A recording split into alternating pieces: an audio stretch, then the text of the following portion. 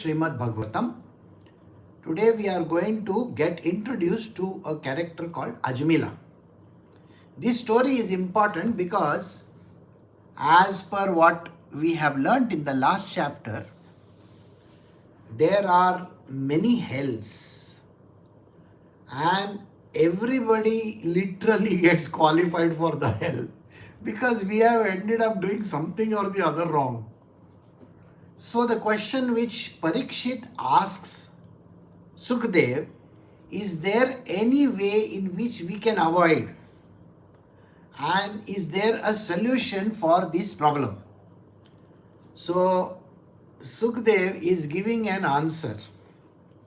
So far he was talking about that the one way which we have understood is the devotion to the Lord, and that too it has to be single pointed devotion.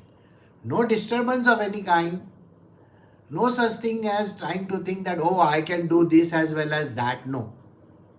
So detachment in the world, complete detachment with literally everything, people, places and things, not to perform any, actions which are going to cause this misery of falling into a sin or a karma. So there are lots of things which were discussed yesterday. So today we are going to give an example through this story of Ajamila. Alright. So let us begin this particular chapter with verse 20 onwards. We are doing Srimad Bhagavatam. This is Canto 6, Chapter 1, verse 20.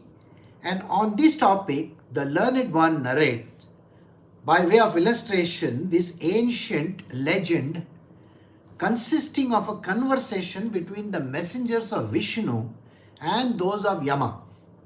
Listen to it from me.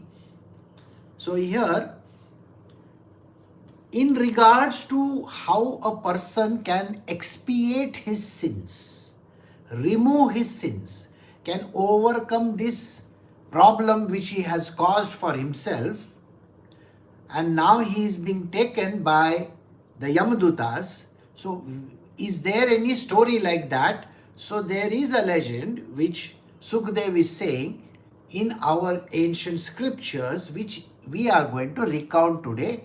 That is the story of Ajamila. In the city of Kanyakubja, which is currently known as Kannauj. Kannauj is one of the places in central India. There lived a certain Brahmana named Ajamila. He married a maid servant and got polluted through his association with a female slave. And he neglected his pious way of life. Whatever practices that he was doing as a Brahmana, those practices got disturbed.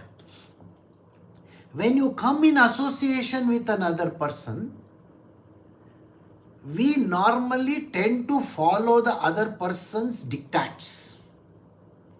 Especially after marriage. Now you may be a very, evolved person. But you come in contact with a person who is literally an uncouth kind of a human being. Your nature will exactly try to copy that person's nature. This is a very common phenomena. So here you will find that Ajamila marries someone from the lowest caste or lowest, strata of the society. Think of the King of England marrying a person from the streets, which is actually happened today. You will find that the king has married somebody who is not even, has absolutely no idea about how to be a queen. Tomorrow this person becomes a king and it's going to be a very big issue because you need that kind of a status. Think about it like this. If you come from a very royal family or your family is an evolved family, are you learning the way of life of those people? Yes or no? It's very clear. But let us say you are the Princess Diary, you are staying in a Brooklyn and you are playing with the ball and with all your classmates, and suddenly you are told that you are now going to be the princess of, whatever, Genovia or some such place. I'm sure you have heard, it's 25 years of the Princess Diary. That is a big problem in this world. This girl who is from the very uncouth places, how can she understand the ways of life of a queen? It is near impossible. It is like, just imagine, there is a low-lying clerk somewhere in some office, and suddenly tomorrow, just because he gets a bequeathing of some shares and something, tomorrow he becomes a CEO of a company. Do you think that that person has even the ability or the means or understanding of becoming a CEO? It is not possible. Similarly, a simple foot soldier is given a job of a general of an army. It is not possible. So it is not about caste, creed, religion or anything like that. Suddenly you cannot become something like that. So here Ajamila, he comes in connect with the lowest, person from the society. Why? He gets carried away by that woman's nature. We will understand this in the future verses. And naturally, he loses his entire way of life. Suppose you marry below your ability, your level, tomorrow onwards you are going to start behaving like this uncouth person. Please understand this.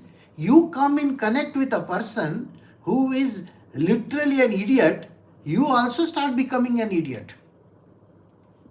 And if that is the kind of a wife you are having, well, God forbid, that is what he is talking about.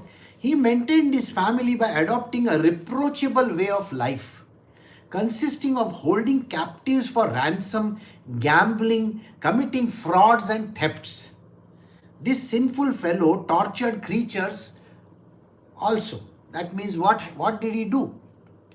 Just because of this woman that he got married to, he started losing his way of life. Today, I also have seen so many people who come from a very good elite society have started behaving like literally ragamuffins.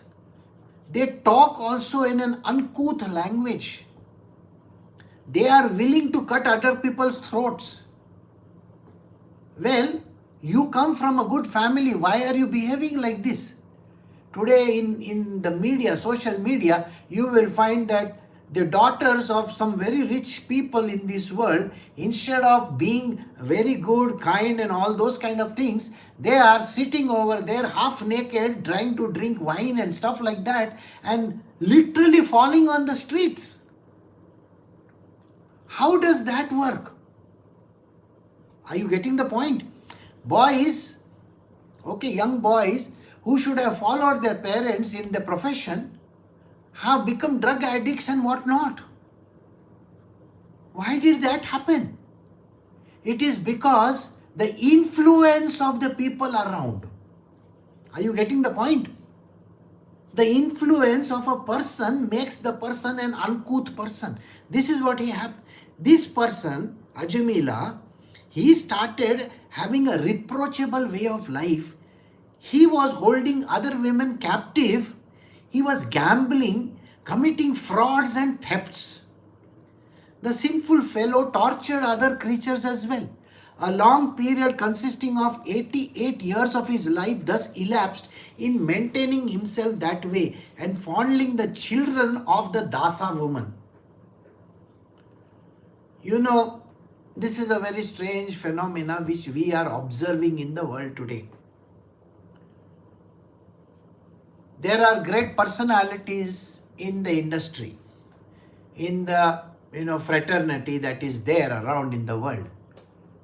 You see them adopting children from some other society.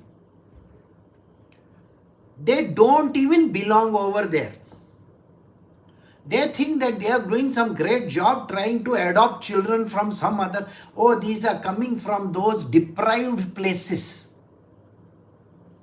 Well, if there is a child coming from a deprived places and now you are putting the child in a palace, what is going to happen? You are disturbing the law of this universe. Nobody understands this. Think about it like this. If I am going to elect a person in the parliament who is uncouth person, not even worthy of even leading a country, don't you think my country will go to the dogs? Are you getting the point? Today you require great leaders. The leaders should have blood of, literally iron. They should be able to control the country properly. Today we have such leaders. You cannot shake them. In the past we had leaders who were so weak. Absolutely weak. The British could come to India and rule the kingdoms. They are this India. The kind of rulers we had were very weak people. So here he is saying the same thing. He is saying over here, that is 88 years of his life. Ajamila, he was trying to get, the children of this woman. He was thinking, my baby, my baby, my baby. And he was raising these kids. They were not even worthy of it. The old fellow Ajamila had 10 sons by that woman. The youngest of the boys was named Narayana. He was extremely doted over by his parents. So with this woman he had 10 children. The youngest of the children was a person called Narayana. Okay, so he was always fondling this child. He set his heart on the sweet lisping child. The old man was highly delighted while witnessing the child's play. Parents normally start, look at my child, how he's jumping, how he's doing this, how they do, no? The whole world does this. All children play in the same manner. All children do the same thing. But the parents feel mighty pleased with the... Actually, yesterday I was reading a story in which, even when Sri Krishna turned over his side, it was mentioned in that book, when he turned over his side as a baby, there was a great yajna performed and a lot of people were given food. It is mentioned in that book. Now, I don't believe in these books simply because they are written for children. And then you just need to keep on making this very flowery speech. So these books are all useless. Okay? The real story is never there. But just to give you an understanding, so you correlate to it. You start correlating to these stories. Funnily, the stories have been misrepresented in this manner. And we have accepted it. So let us continue with the Ajamila story. So, remember, he has got 10 sons, in which the youngest one is called Narayana. Bound by filial love for child, he used to feed it while he was eating, make it drink at the time of his drinking. In this way, the fool did not know the hour of his death had arrived. People get so lost in their children. Every person, they get so lost in their children that they completely forget God in their life. See, today I have very less attendance. Can you see that? The reason is because somebody is attracted to the child and they are running away after them. This is how people behave. So filial love. Oh, my son, my daughter, my this, my that. God goes out of the window. Literally, there is no God in their life. They are sitting over here because they feel mighty upset, that Guruji will say something. That is why out of, shame they will sit. They are not sitting over here because they want to get out of this blessed life of theirs. But so much is the attachment to children that they completely forget that one day they have to die. The child may not die. They may die. And then what happens? All these Yamadutas are going to come and take you away. So you are so much interested in your children that you forget even God. This is the problem which human beings face. Oh, my son, my daughter, my son, my daughter, I have to do this, I have to do that. And for their wife and their husbands, they are willing to even forego everything. So this is what happens to this idiot, Ajamila. So what happens? Bound by filial love for the child, he was doing all these kind of activities, feeding the child, making him drink, and God went out of the window for him. Thus the ignorant Ajamila led his life. When the time of death actually arrived, he thought of his young son Narayana. Can you imagine that? He is thinking, I am dying. What is going to happen to my young son? After you are dead and gone, who gives a damn? The child will anyway grow. What is your attachment to the child so much that you have to think, what's going to happen after I die, after this happens? Sir, please remember one thing. You are worthless person yourself. After you die, Yamdeva will come and take you away. That child, whoever that young one is having his own destiny. They don't require you. But you think you require, I have to be there for my children. Their children have no value, by the way. And the children also don't value you. Send them to somebody, somewhere else. Let us say you send them to a boarding school. After they come back for their first holidays, they won't even look at you. And I can guarantee you this much. You have done this yourself. When you yourself went to some college and some kind of an institution, you think, my father, my mother, my father, my mother. Is that what you did? On the contrary, you hated those idiots so badly that you thought that, I should have gone away from this house earlier. Your own children are going to say these words to you. Don't worry. You have said these words. And now you are forgetting that your children are also going to say the same words to you. So this filial love is all bullshit and nonsense. Look at Ajamila. That guy is going to die now. And he's thinking, Narayana. Yes, there is something there which happens. Let us go into the story. The story is big. It's not small. So don't be under the impression that, tomorrow the Vishnudutas are coming and saving him. No. There is a real reason. So understand the reason. Thus the ignorant Ajamila led his life. When the time of death actually arrived, he thought of his young son called Narayana. Then he saw that the three extremely terrible male figures with wry faces, with their hair and their body standing erect, with their noose in their hand, had come to take him away. The Yamadutas are coming. They are already standing over there. 3 of them are required. I don't know why 3 are required. 1 is more than enough. I have seen only 1 in my life. Okay. There one, and that too, it was Yamdeva, he came and he was very happy with me. I said, hello sir, how are you? How are things with you? So he blessed me and went away. He said, don't worry, I have come for the neighbors.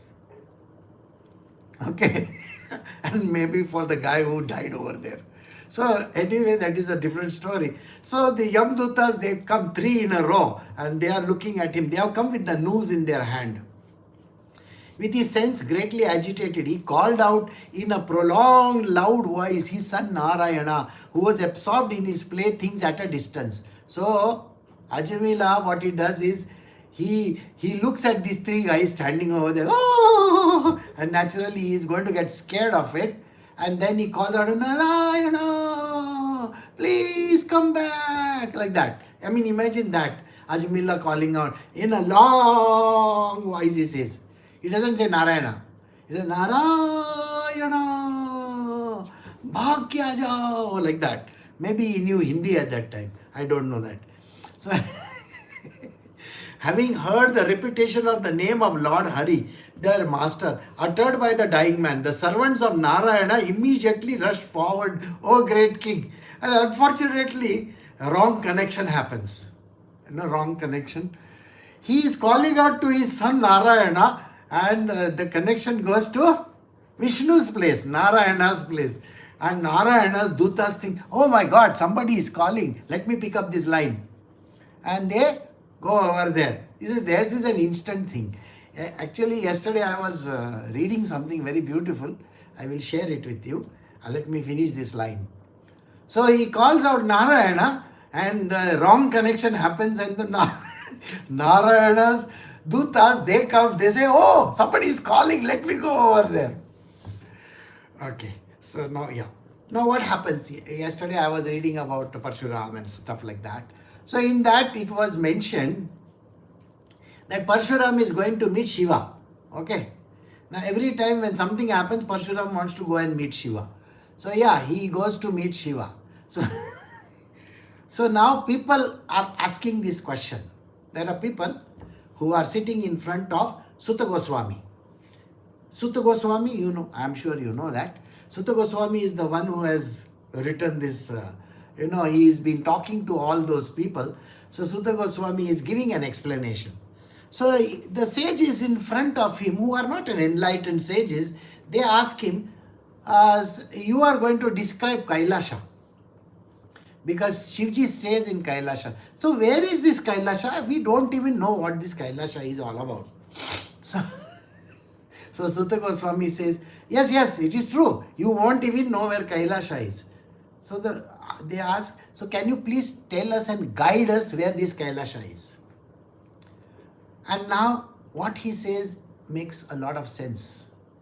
He says you have to travel lakhs of kilometers, lakhs of miles to reach this location.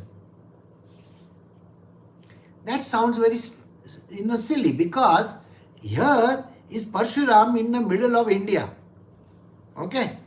And why does he have to travel lakhs of kilometers or lakhs of miles? So it is not that Kailasha which we are talking about. So he says he has to pass through various forests. The forests which are made up of different trees and flowers and stuff like that. After that he has to go through another so many seas. Where is the sea between India and Kailash, by the way? There is no sea. Then he has to pass rivers. So the question which those people ask, those sages sitting in front of Sutta Goswami ask, but where are these mountains? Where are these oceans? Where are these things? We don't actually understand. So the answer is this. It says, Parshuram goes to Mandara mountains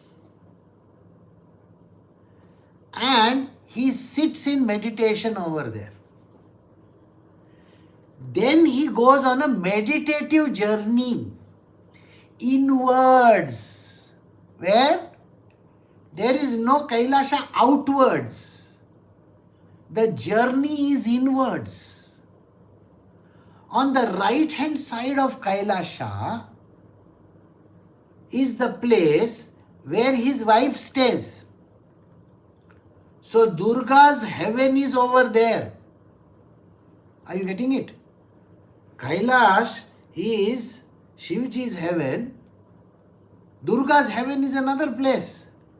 Brahmaji's heaven is another place. Vishnu's heaven is another place. And far beyond all this is Krishna's heaven. Now this is something which is very funny, isn't it? You can't even see over there near Kailash mountain, which is in China, so-called China. Where is this mountain? Where are these forests? We will say there are no forests. This is exactly the point. You are still thinking with your little mind, with your small brain, that all these places exist on earth. No, they don't. I hope you get the point. They exist in a domain which is beyond your ken and understanding. So don't try to use your brain or your mind trying to understand these heavens and hells and all these places. They are within you. When I say within you means what? They are within your ability to get to that places through your internal passageways. There is nothing outside. Nothing is outside. Everything is within. The Kailasha is within. The Brahmaloka is within. The Brahma is within. The Vishnu Loka is within. And when all these creatures from this Vishnu Loka or Yam Loka come, they are coming from within only, they are not coming from without. But you get to see them. Not with your naked eyes. You can't see them with your naked eyes. You see them in a different way. Not with your eyes. No. Understood? The angels of Vishnu intercepted and forcibly stopped. Okay, sorry, to do the previous verse also.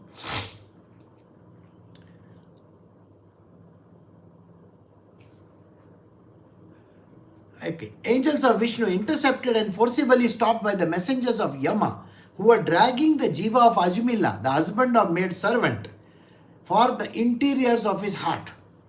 See the word, interiors of his heart. Understand this has nothing to do with the outside world. So never be under the impression that there is some God outside, demons are outside, and this one outside, or Kailasha is outside, or Vishnu Loka is outside. There is nothing like that. Please understand, the line itself will tell you, everything is within the interiors of your heart. Okay? Thus prevented, the messengers of Yama demanded, who are you? And who thus defy the orders of Yama, the God presiding over righteousness? Now I am asking you this question. These Yamadutas, they are having a delivery order, isn't it? Like Amazon delivery order is there. Yeah, we have to deliver or we have to pick up the goods from somewhere, isn't it? Or maybe that FedEx guy. Okay, so he is like a FedEx guy and he is coming for picking up the goods over there. So this fellow is being picked up. And suddenly another company fellow comes over there. No, we have to take him. Blue Dart fellow comes over there. The Blue Dart fellow says, hey, come on, you are not supposed to take this. This is my delivery. So the Yamadutas are asking you, who do you think you are to take these things? This is my delivery fellow. Okay, you don't touch him. Now here question will arise. How is it that these guys don't recognize each other? Has it ever occurred to you that they don't recognize? Even when Parshuram goes to meet Shiva, Parshuram has gone to meet Shiva. Shiva, he sends a message from the outside. See, Parshuram wants to meet Shiva. He has to wait over there at the outside gate. And then these two great Dwarpals, they go inside, request Shiva, and Shiva says, okay, let him come in. So when he comes in, he bows down to everybody over there. There are lots of sages and saints sitting in front of Shiva. And then when he looks at Shiva and bows down to him and to Parvati Amma over there and says, okay, I am bowing down to you. What happens is, Shiva's first question is, who are you, my dear sir? I am saying in English. Think about it, he may be talking in some other language. Who are you? Where do you come from? What is your antecedents? Who is your father and mother? I am asking you this question. Shiva is Almighty God, isn't it? He is the Supreme Divine Consciousness. Doesn't he know? Ask yourself this question. Then why does he ask this question? Similarly, why do these angels of Yama ask the questions to the angels of Vishnu, who are you? And why have you come over here? Please think on these lines. Why do they question?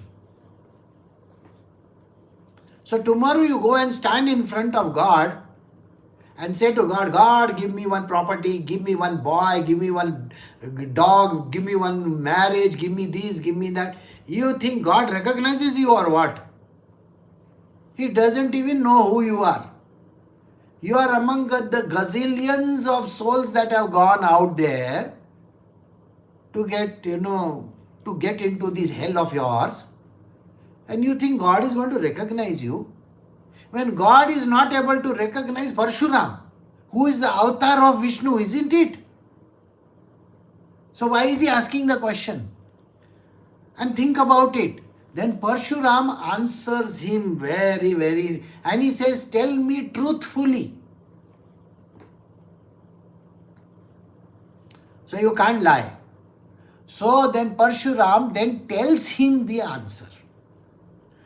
I am the son of the sage. My mother is so and so, my father is so and so, I stay in this place and this has happened and that has happened. And then he says, the reason why I have come to meet you is because the king of Hayaya, okay, Sahasra or Arjun is the person who has come and chopped off the head of my father. And then he has to tell the entire story to him. Why does Shiva want to know the story? Is he not Antarjnani? So if he is Antarjnani, then he should know, no? So please understand these words. You may be God Almighty also. You are standing in front of the divine consciousness. Don't expect the divine consciousness to know you. Please understand this. You may think, oh, he is all-knowing. No. They don't need to know about you. Please understand this. Why will God want to know about an idiot like you? And why would a devil also want to know a person like you? Similarly, so you go to his heaven, you really think he is going to welcome you with a welcome party over there, a welcome drink, come on, let's have a drink over here, and okay, you are going to get one tikka and one har and everything. Oh, welcome to heaven, sir. You think somebody is going to stand over there and do that? Nobody has the time for you. There are billions and billions and billions of souls over there. Why will anybody be interested in you? Okay, he has a database. Okay, he must be sitting with the supercomputer somewhere and saying, okay, this idiot has come. Okay, in. Okay, open the door for this idiot. That is all that they will do. They are not interested in you. Nobody knows you. You think you are some great sheikh in your own world also. Today also you want that kind of an understanding. People should recognize me. Who gives a damn to you? When Shiva can't recognize Parshuram, who do you think you are that the God has to recognize you? So have the humility in your life. Don't think you are some great sheikh in this world. They don't know me. I am the princess. Okay. Nothing like that. Nobody cares. You are just as, I should have said speck, but I thought of Spock. You are just a Spock somewhere with pointy ears. Nobody cares for you. So please don't be under this great, delusion that God is supposed to know me. Nobody knows you. Even the Yamadutas who come will not even care for you. They just have the data sheet with them. Okay, this fellow needs to be arrested and he has to go to this jail. That is all they are interested in. Rest, all the court will decide. Yamdeva's court, he has got how many courts? You don't even know the number of courts he has. And you really think Yamdeva is sitting over there? Okay, he himself doesn't have time for you. Yamdeva himself will not sit for an idiot like you. Getting the point or no? So how will you draw attention of Krishna? Has it ever entered your brain? If you don't have devotion to Krishna, there are some billions of your type of people in this world. He won't even recognize who you are. Got it? And that is the reason why you have to be very careful how you live in this world. Today, what are you in this world? A nincompoop. Nobody knows me. Like that. Who knows you? Nobody knows you. Except for that idiotic family of yours. Tomorrow you die, they will just burn your body up or maybe bury you somewhere. And after that they will forget and they will say the idiot never left us anything. Got the point? Thus prevented from carrying out their duty, the messengers of Yama demanded, who are you and who does defy the orders of Yama, the God presiding over righteousness?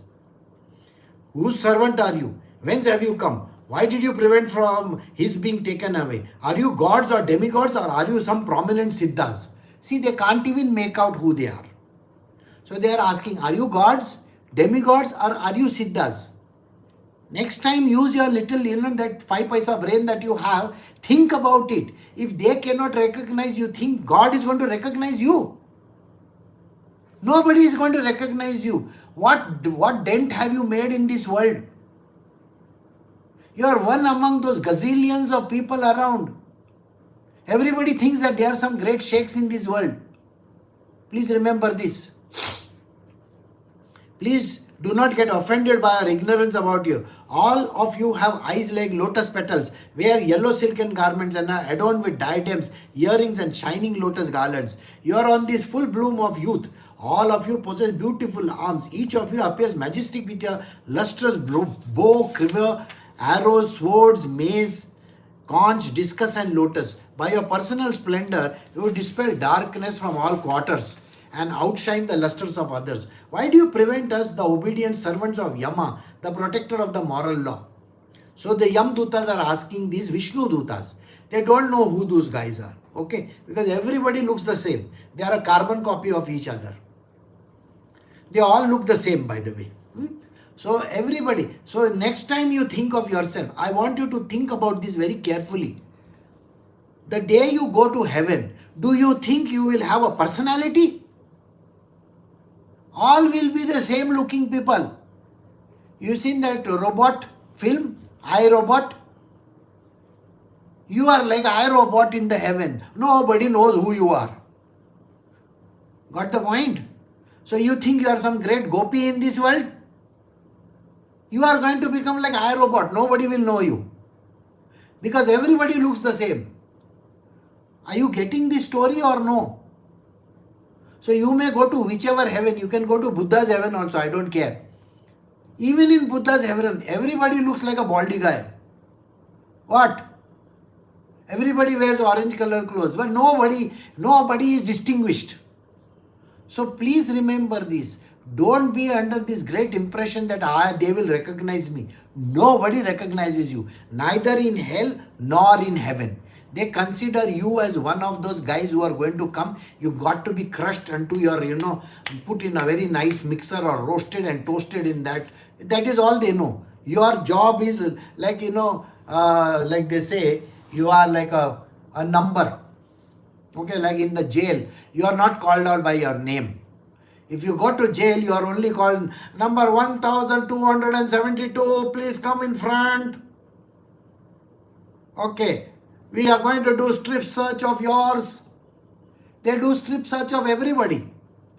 Everybody has to be there in that one place at one time. Nobody cares. What are they going to see in you? Nothing. Same body of everybody. So understand this.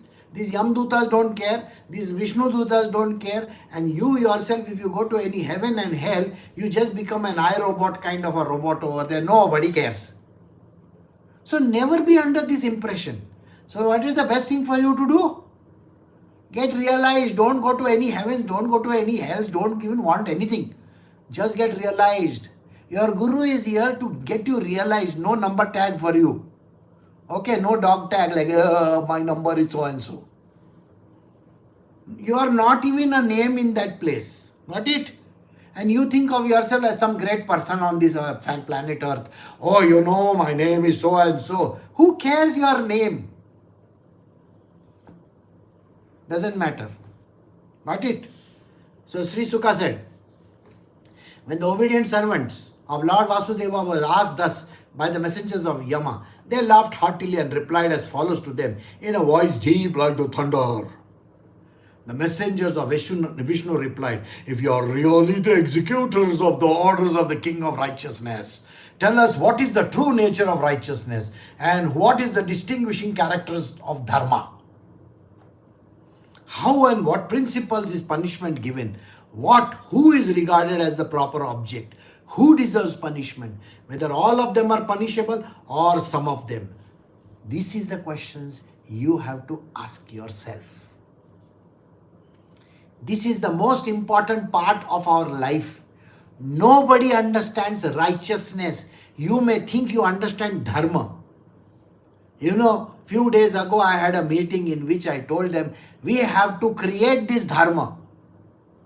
And everybody thought that their mind has got given an idea of a dharma. Sorry, that is not what dharma is. That is what These Vishnudutas are asking the Yamadutas. The questions are so beautiful. If you really are the executors of the king of righteousness, that is the king of dharma. What is the name of Yamdev? Dharma Raja. Have you ever heard of this name or no? The name of Yama is Dharmaraj. He is the king of dharma. So don't be under the impression that there is something that can be done. No. If you do not follow the dharma of yours, the Raja of Dharma is waiting for you. He is going to send all those Yamdutas to tie you in that noose and drag you to wherever you are supposed to go. Got the point? So the dharma is important. So these Vishnudutas are asking these questions. You say that you are coming from the king of the dharma. Can you tell us the true nature of this dharma? What is this dharma all about? And what is these characteristics of this dharma? Got it? And why do you think punishment is given? When you do not follow the dharma, you are given punishment, isn't it? So why is this punishment given? For what? What exactly has happened because of which you are giving a punishment? What is the proper object of punishment? Why should a punishment be given? What is the real objective in it? Who deserves it? Who is the one who deserves this punishment? And whether all of them are punishable or some of them. Do you think the same law is valid for everybody or not valid for everybody? Are you getting this? Are these important questions to you also or no? So please remember this. You don't know dharma. You don't know what are the punishments of not upholding the dharma. Your job is to uphold the dharma. What dharma is this? If you don't uphold the dharma, what is the punishment that you are supposed to get? Why should you be given that punishment? So what is the yardstick of the punishment? And do you think the law is valid for everybody in the same manner? Do you think the same law is valid for everybody?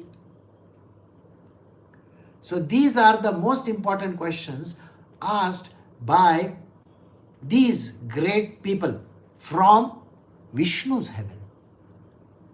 They are asking those from Yamaloka. So we have come to the end of verse 39 and we will stop over here for today. The coming week we will get the answers. So till then, happy weekend. Recording stopped.